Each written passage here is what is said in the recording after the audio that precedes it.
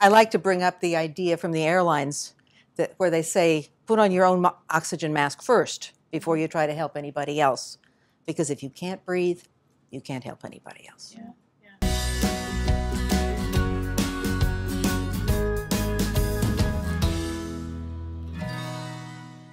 So when a parent calls you and says that their teenager is in trouble, what do you think should happen? What's the best way to get that teen into help? And do you think that it's a sign that the family or the parents need counseling as well?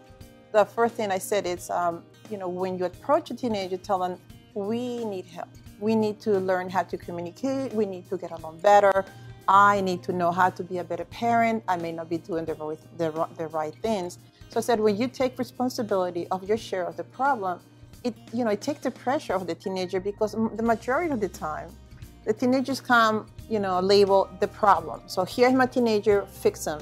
But in reality, it is a process where the whole family has to be involved. And so I invite the parents to talk in a different way to the child, so that the child feels more motivated to come in. That is not, you're becoming the problem of the family. You're bringing all the disruption.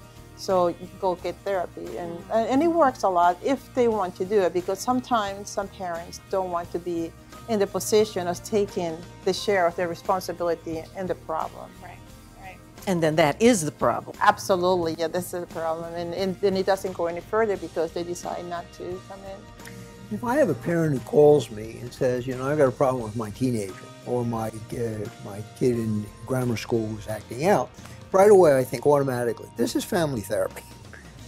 This is not working with the child, the kid individually, I remember years ago, this is stuck in my mind, it's about 10 years ago, a young mother, she was 29 years old, she came in with her 3-year-old daughter, and she said, I think my child needs therapy.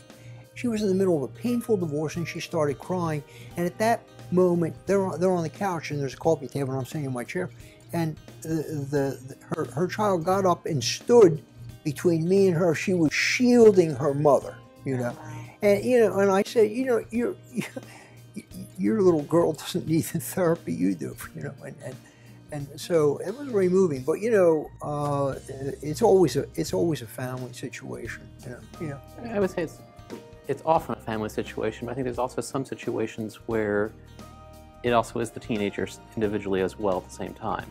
And I think that for me, I sort of wrestle with that balance, and then in that case, I want to make sure that I'm able to see that teenager separate from the family also. Particularly sometimes when there's been custody situations going on. You don't necessarily, if you're only going to get one of the parents involved, you're going to get a very warped dynamic around there and not necessarily get the full role with that teenager who's going through the fact that her parents are getting divorced. Teenagers need attention. I mean, we know. They have hole in the brain. The myelination and the corpus callosum, they do weird stuff.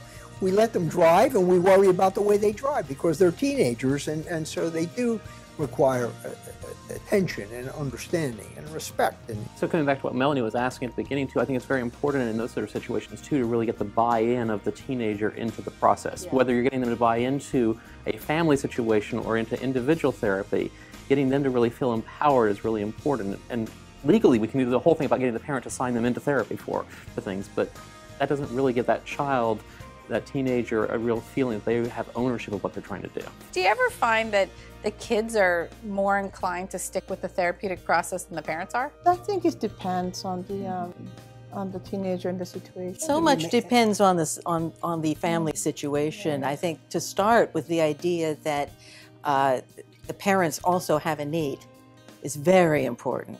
I don't deal with teenagers, but I brought 4 of them up, so you're qualified. So I know that it can be really hard to know how to talk to them. Yeah. And they're not going to listen to my experience, no matter how carefully I present it. Yeah. So I'm with you in starting with the family and then deciding. You have to talk their language, right? Yeah, absolutely. And even when you talk their language, they're not listening. Right. They're not going to listen to you. So. Yeah, but the teenagers will stick with it, but you got to engage them. You got to have a connection, an alliance, and they got to feel like they're getting something. I like to bring up the idea from the airlines where they say, put on your own oxygen mask first before you try to help anybody else. Because if you can't breathe, you can't help anybody else.